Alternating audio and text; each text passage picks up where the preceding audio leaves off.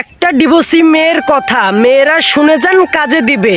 স্বামীকে ডিভোর্স দেওয়ার পরে বুঝতে পারলাম বাবার বাড়ি কত বড় জাহান্নাম। ডিভোর্সের পরে বাবা মা পর হয়ে যায়, এটা আমি হারে হারে টের পেয়েছি।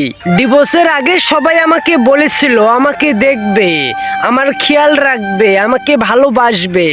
তবুও যেন আমার স্বামীকে আমি ডিভোর্স দিয়ে দিই, এমন স্বামীর সাথে সংসার যেন না করি।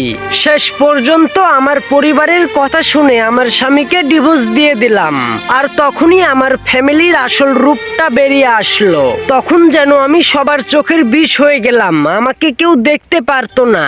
আমার স্বামীর কিন্তু তেমন দোষ ছিল না।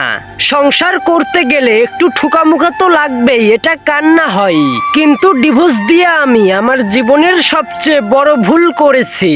আসলে দোষটা আমার স্বামীর ছিল না, দোষটা আমার।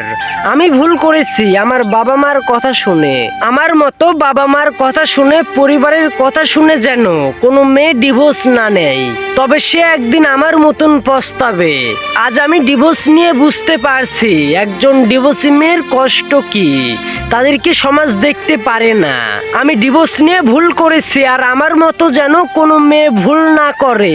সেজন্যই আমি আজকের এই কষ্টের কথাগুলো তুলে ধরলাম, নয়তো কারো কাছে বলতাম না। যেসব মেয়েরা ডিভোর্স নিতে চাচ্ছ তাদেরকে আমি একবার না 100 বার বলবো, তুমি তোমার স্বামীর ঘরেই পড়ে থাকো।